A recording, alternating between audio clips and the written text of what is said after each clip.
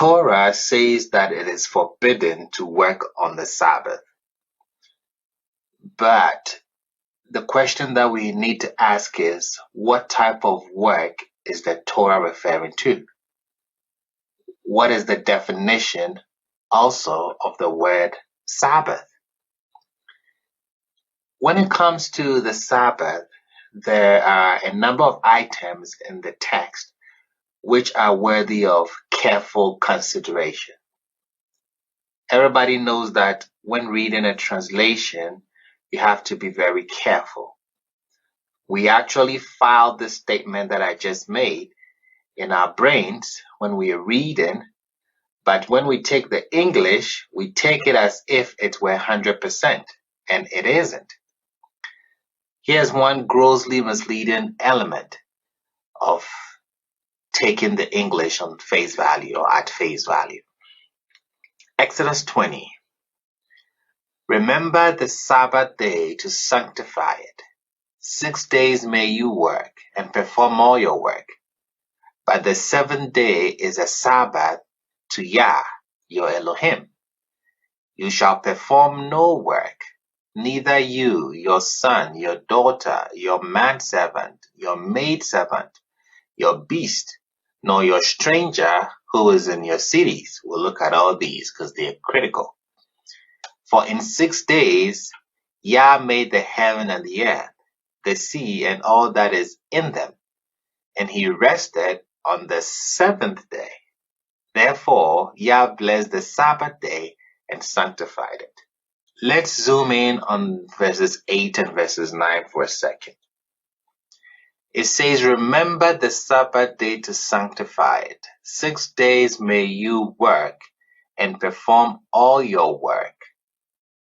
The word work appears twice, as you notice here, but they are utterly different words, completely unrelated words.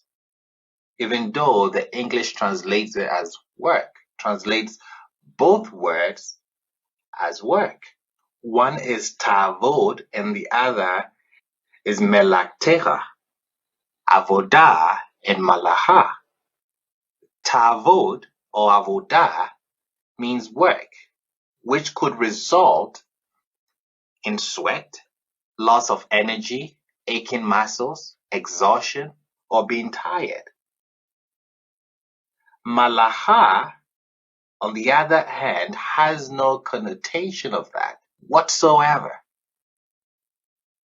The two words translated as work are two entirely different concepts, completely different concepts, but the English usually translates both of them as work.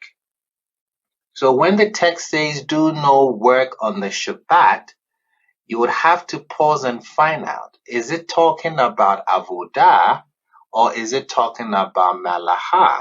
What am I being asked not to do on the Shabbat?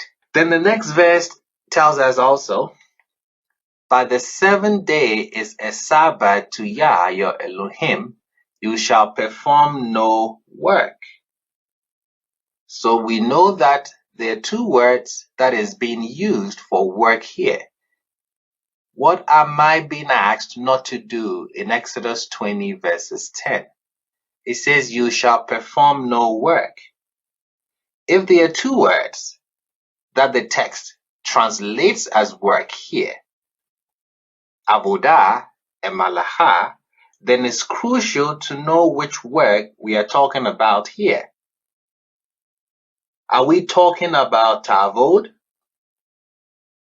or are we talking about malacha? What I am being asked not to do here is actually malacha, not avodah. Now, malacha is not well translated as work. Tavod or avodah is tolerable translation. We can tolerate it, but not malacha. Translating malacha as work it's a little difficult. So I would give a rough description of Malaha. Notice I choose my words carefully by saying description and not definition. So a description of what Malaha would be is an action which is intentional, skillful, creative, and has physical transformation. I repeat that. An action which is intentional, it is done skillfully. Intentional meaning that is not by accident. Skillful meaning that is not done in a clumsy, inefficient way. It is creative and has physical transformation. This is what is prohibited on the Sabbath. Malaha. So you have to take an action to find out, is this action prohibited on the Shabbat? You have to take that action and place it through the lens of the description of Malaha that I just stated. Not a definition, but a description. Is the activity intentional? Is it done skillfully? Is it creative? And does it have any physical transformation? If the activity or action fits into this description, then it's a paradigm of Malaha. It is a paradigm of the work that we are forbidden to do on the Shabbat. So for us to even start what is Shabbat, what I'm doing is I'm trying to find out what we are prohibited from doing on the Shabbat. Because if one wants to understand what Shabbat is, one will have to understand why this particular type of activity is forbidden on the Sabbath. This is not talking about aching muscles, weightlifting, moving furniture, or getting exhausted. Intentional, skillful, creative, physical transformation. Take this description and place the activity that Yah was performing in Genesis 1 at the foundation of the earth, and you will get an idea what he was asking us to stop doing on our Shabbats. What was he doing? Because when you go to verses 11 in Exodus 20, it says, for in 6 days Yah made the heaven and the earth. So he was doing something those 6 days. The sea and all that is in it. And he rested on the 7th day. Therefore, Yah blessed the Sabbath day and sanctified it. So what was he doing?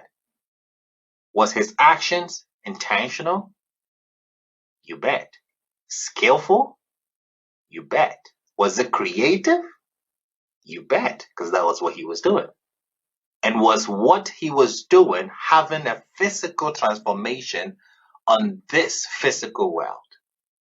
You bet. This is where the description, and notice, I'm not saying definition, but this is where the description of what Malaha is coming from. Because that was what Yah was doing at the foundations of the earth, and he rested, so he's asking us not to do the same thing. What was he doing? He was performing an act that was intentional, that was skillful, that was creative, and it was having a physical transformation on the earth.